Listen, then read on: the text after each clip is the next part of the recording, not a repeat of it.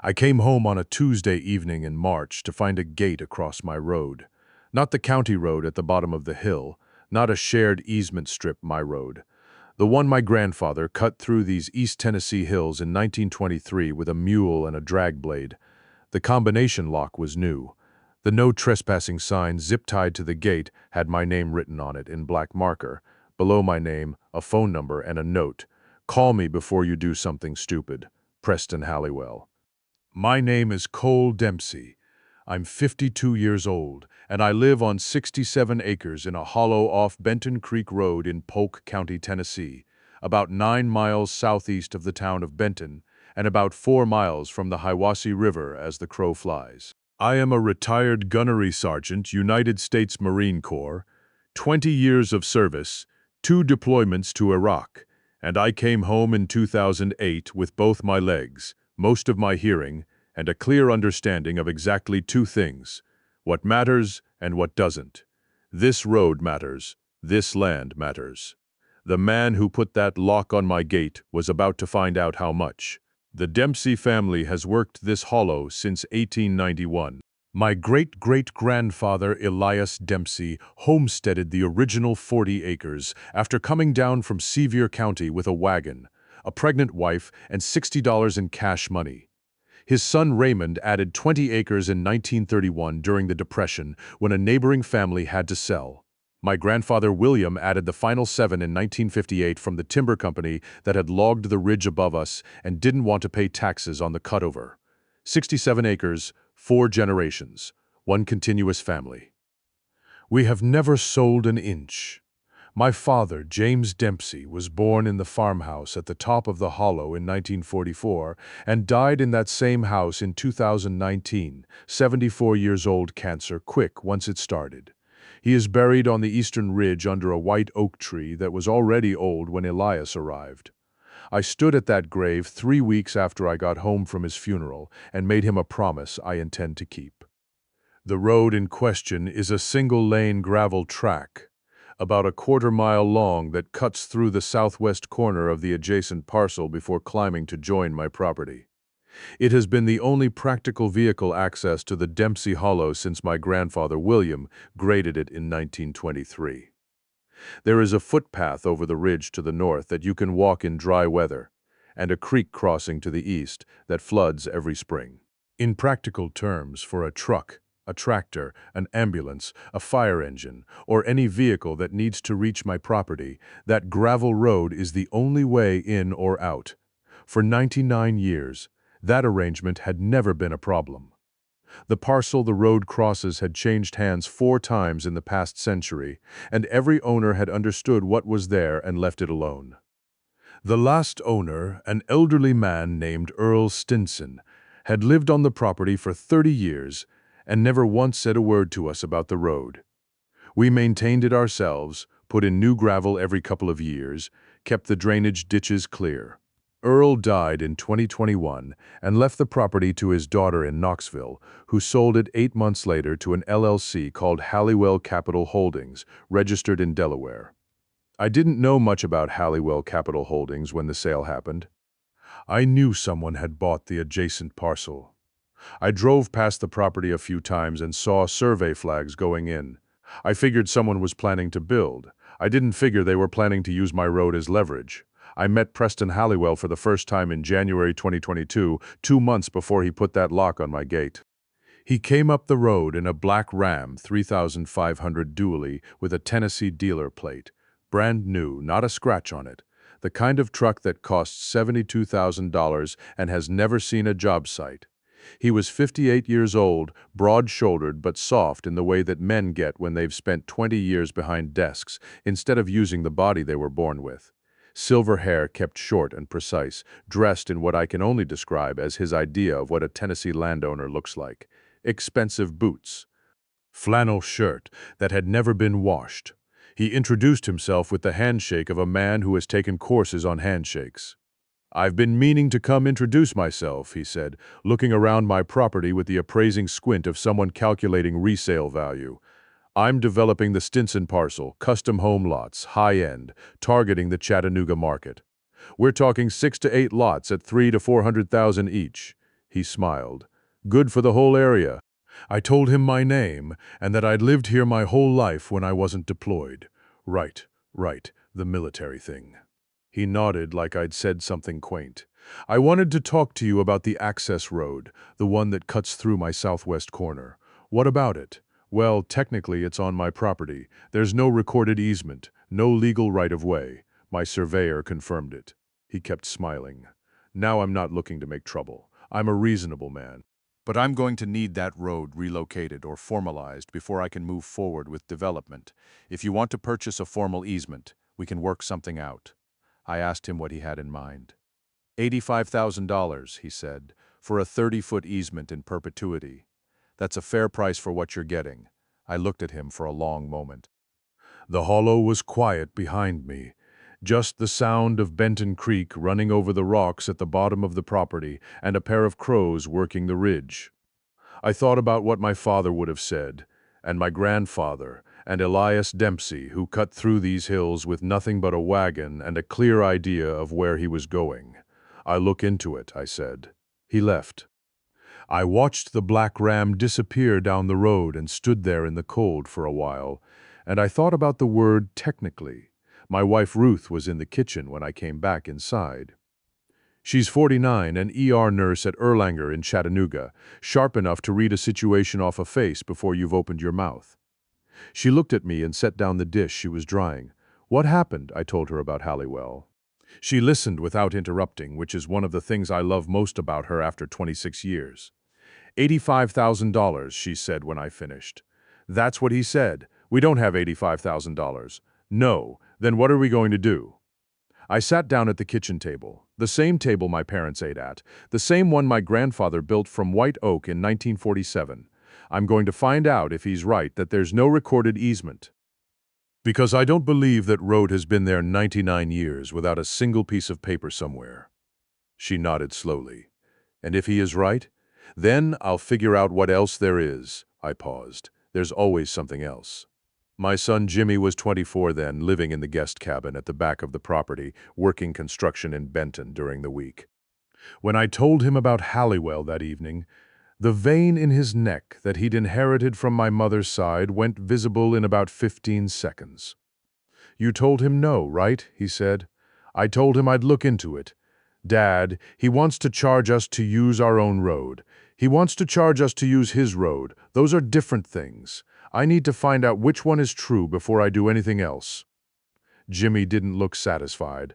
He's a good kid, solid, got my stubbornness without yet having the discipline that comes from 20 years of having that stubbornness managed by the Marine Corps.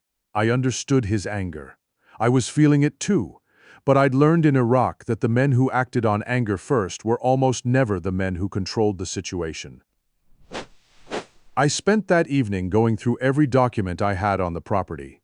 The abstract of title from my father's estate, which was detailed but stopped at 1962. The deed from 1958 when my grandfather added the 7 acres. The original homestead certificate from 1891. There was no recorded easement in any of these documents, but there was a phrase in the 1891 certificate that I read twice and then set aside to think about. The phrase was, by the cartway established along the southwest margin per county survey of record cartway. I hadn't heard that word used in a legal context before. I wrote it down. The next morning I drove to Benton and went to the Polk County Courthouse. The Polk County Courthouse is a red brick building on Courthouse Square that has been standing since 1909. The county clerk's office is on the ground floor, fluorescent lights, linoleum floors, the smell of old documents and copier toner, and the particular institutional quiet of a place where public records have been kept for over 100 years. I told the clerk, a young woman named Melissa, who I recognized from the gas station on 411, that I needed to pull historical surveys on a parcel in the Benton Creek Road area, and that I was particularly interested in anything going back before 1950. She pointed me to a back room with a microfilm reader and 3 long metal cabinets labeled survey records by decade. I started with the 1880s. The 1887 Polk County survey maps were hand-drawn on linen. photographed and put on microfilm sometime in the 1960s based on the processing marks. The lines were thin and precise, the notation style formal and archaic. It took me 40 minutes to find the section covering the hollow. When I did, I leaned in close to the reader and looked at the southwest corner of what was now the Stinson parcel, now the Halliwell parcel. The notation read, "Public cartway, established per petition of E. Dempsey and neighboring landholders, Polk County Court Order No. 47, March term 1887. I sat back in my chair. The road had been formally established by a Polk County Court order in 1887, not by my grandfather in 1923. He'd graded it, put in the gravel, improved what was already there legally. The road existed as a public cartway 4 years before Elias Dempsey even homesteaded the property. Elias had petitioned for it, which meant he'd gone to the county court before he finalized his claim and made sure the access was legally established. The man had come down from Sevier County with $60 and the foresight to file a court petition before he broke a single acre of ground. I made copies of the relevant survey pages. I also asked Melissa if she could help me find the index for Polk County Court orders from 1887. She disappeared into a back room for 15 minutes and came out with a bound ledger that smelled like it hadn't been opened since the Carter administration. Court Order No. 47, March term 1887, was right where it should be. 3 handwritten pages establishing a public cartway along the southwest boundary of the Elias Dempsey homestead, claim for the purpose of providing reasonable access to said property and to neighboring properties along Benton Creek Hollow. The order named 4 petitioning landholders. Elias Dempsey was the first name. The cartway was designated as a permanent public right-of-way subject to maintenance by the adjacent property owner. I looked at that last phrase for a long time. The adjacent property owner. The Halliwell parcel. Preston Halliwell was not just legally obligated to allow access on that road, he was legally obligated to help maintain it. I drove home with copies of the 1887 survey map and the court order in a manila folder on my passenger seat. I stopped at the Dollar General in Benton and bought a plastic file folder and a highlighter. I organized everything on my kitchen table that afternoon, highlighted the relevant phrases, made a second set of copies, put the originals in a Ziploc bag inside a shoebox in my bedroom closet. I called Everett Bowles that evening. Everett is 78 years old and has farmed the property adjacent to mine on the north side since 1969. He's the kind of East Tennessee man who speaks slowly, not because he's slow, but because he's already thought through everything he's about to say before he says it. He picked up on the third ring. "Everett, I need to ask you something about the road on the southwest corner, the one that comes up through the old Stinson place." A pause. "What about it? Have you used it?" "Ever in your memory?" "Used it twice in 1973 when my North Tractor Road washed out in the flood and I needed to get equipment to my lower pasture. Earl Stinson opened the gate for me both times. Didn't think twice about it." Another pause. "Why?" I explained the situation. Everett listened without a word until I was done. Then he said, "There's 2 other families along this hollow that come off that road, the Whitfields and the Kellermans. Junior Kellerman's father used that road every year from 1955 through about 1990 to get hay equipment to the back of his property. Would any of them have documentation? Junior Kellerman is 61 years old and keeps every piece of paper his family ever generated. I know because his wife complains about it at church." A brief pause that might have been a smile. "You want me to call him? Please." I called my brother-in-law that same night, who is a paralegal in Chattanooga, and described what I'd found. He told me I needed a property attorney and gave me the name of a woman named Sandra Oaks, who had an office in Benton and specialized in rural property law in Polk and Bradley counties. I called Sandra's office and got her voicemail. I left a detailed message. She called back at 7:30 the next morning. Sandra Oaks was 44 years old, East Tennessee-born, University of Tennessee law degree, and had the specific conversational directness of a woman who has spent 15 years settling land disputes between people who have known each other their entire lives and will keep knowing each other after the dispute is settled. She told me to come in that afternoon and bring everything I had. I sat across from her desk in an office above the hardware store on Courthouse Square and laid out the documents one by one. She read each one carefully: the 1887 survey map, the court order, the 1891 homestead certificate, my abstract of title.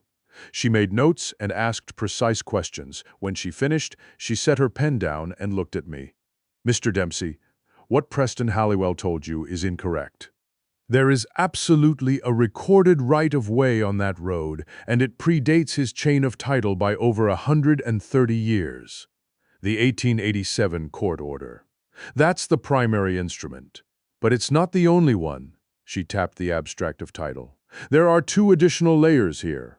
First, Tennessee Code Annotated, Section 54:14 Varo 1 governs public cartways established by county court order. A cartway established under that process is a permanent public right-of-way. It cannot be vacated by a private landowner. It can only be vacated by the county court, and only after proper notice to all affected parties and a finding that the cartway is no longer needed. Halliwell cannot unilaterally close it, not legally. He already has. There's a gate with a combination lock on it." Her expression sharpened. "When did he put that gate up?" "March 4th, 3 weeks ago. And you've been unable to access your property by vehicle since then?" "I've been going over the ridge on foot. My truck is parked at the bottom." She wrote something on her pad. That gate going up was an illegal obstruction of a public cartway. The day he put that lock on, he created a cause of action. She paused. "Second layer. Even if the 1887 court order somehow didn't apply, your family's continuous, open, uninterrupted use of that road for over 99 years establishes a prescriptive easement under Tennessee law." Prescriptive easements require 20 years of continuous use.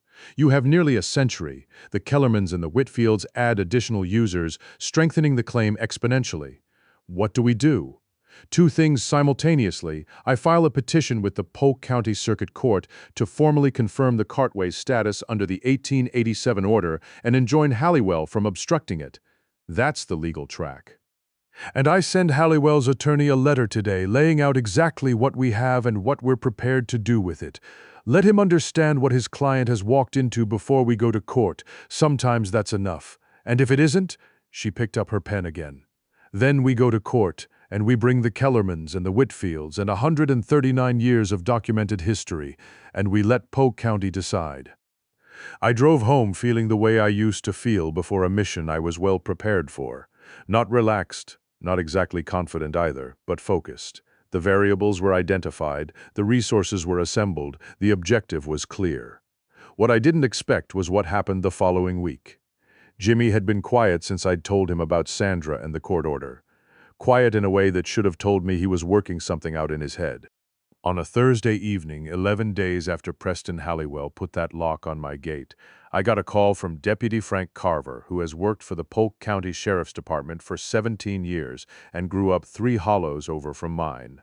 "Cole," Frank said, "I need to tell you that your boy and Preston Halliwell had a conversation at the gate this afternoon that came pretty close to being something I'd have to write a report on." I closed my eyes. "Is anyone hurt?" "No." But Jimmy told Halliwell he was going to take the gate down himself, and Halliwell pulled out his phone to record the conversation and threatened to press charges. I got there just as it was getting loud. A pause. "I sent Jimmy home. Halliwell is talking about filing a harassment claim." "Is he going to?" "I don't know. He's pretty worked up. I'll say this, Cole. I grew up using that road to get to the Bowles property for deer season. Everybody around here knows that road is yours. But if Jimmy does something that gives Halliwell leverage, it complicates what you're building legally." "I understand. Thank you, Frank." I found Jimmy in the barn working on the tractor with unnecessary force. I stood in the doorway for a moment and watched him. This kid who had my stubbornness and my jaw and the tendency toward direct action that I'd had to unlearn in the Marine Corps over the course of several years, and at least one memorable incident in Camp Pendleton that I don't talk about. "You want to cost us the road?" I said. He set down his wrench. "I want that man to know he can't just lock us off our own property. He already knows we're coming after him legally. What he wants right now is for you to do something that makes us look like the problem. You almost gave it to him today." He was quiet for a moment. "So we just wait. We do the work. Sandra filed the court petition yesterday morning. She sent Halliwell's attorney a letter yesterday afternoon. We wait to see what they do with it. And if they stall, attorneys can stall for years. They won't stall on this one. I picked up the wrench he'd set down and handed it back to him. I need you steady, Jimmy. I need you here, and I need you smart. You're the fourth generation on this land. Act like it. He took the wrench and turned back to the tractor. Yes, sir, he said quietly, and that was the end of it. Preston Halliwell's attorney, a man named David Kaufman from a firm in Chattanooga, called Sandra Oaks the Monday after she sent the letter. Sandra called me afterward and described the conversation with the particular satisfaction of a lawyer whose case is stronger than the other side initially understood. Kaufman asked for 30 days to review the historical documents, she said. He didn't know about the 1887 court order. Halliwell's title search only went back 40 years, which is standard for a routine commercial purchase but entirely inadequate for a rural property in Polk County, where the relevant history goes back to the Reconstruction era. She paused. He also didn't know about the Kellermans and the Whitfields. When I told him we had 2 additional families prepared to file affidavits attesting to continuous use of the cartway, he went quiet for about 10 seconds. That's a long time for an attorney to be quiet. It is. I gave him the 30 days. I also told him that while we were waiting for his review, the gate needed to come down because every additional day it was up was another day of documented illegal obstruction of a public cartway, and we would be seeking damages accordingly. She paused again. The gate was down by 4 o'clock that afternoon. The road was open again on a Tuesday morning in April. I drove my truck up the hollow for the first time in 6 weeks. Went slowly, the way you go when you're paying attention to something you could have lost. The red mud of the track was soft from spring rain. The trees on either side were coming into leaf. That particular pale green of East Tennessee in early April that is different from any other green in any other place. I drove all the way up to the house, parked, and walked to the eastern ridge where my father is buried under the white oak. I stood there for a while. The Hiwassee watershed spread out below in the morning light, ridgeline after ridgeline going blue in the distance. The same view my great-great-grandfather Elias looked at in 1891. The same view my father looked at from this exact spot his whole life. Still here, I said. David Kaufman contacted Sandra on the last day of the 30-day review period. He acknowledged that the 1887 Polk County Court Order No.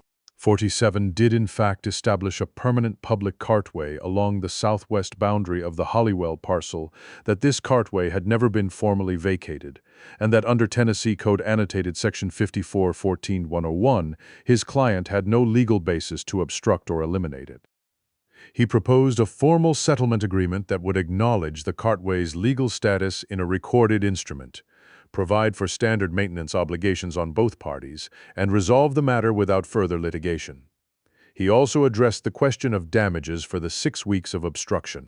Sandra had documented everything: my inability to access my property by vehicle, the loss of income from my welding shop during the period my equipment was inaccessible, the cost of going over the ridge on foot, the concrete damages to my daily operations. The total came to $14,200. Kaufman came back with $9,500. Sandra countered at $12,000. They settled at $11,400, paid by Halliwell Capital Holdings within 30 days. The formal settlement agreement was recorded with the Polk County Register of Deeds on May 19th. It was a 2-page document that formally acknowledged the 1887 cartway and its permanent status, and it would be part of the chain of title on both properties from that day forward. Any future owner of the Halliwell parcel would see it. Any attorney doing a proper title search would find it. The question would never be ambiguous again. Everett Bowles called me the evening after the recording. "Heard it's settled," he said. "It is. Good." A pause.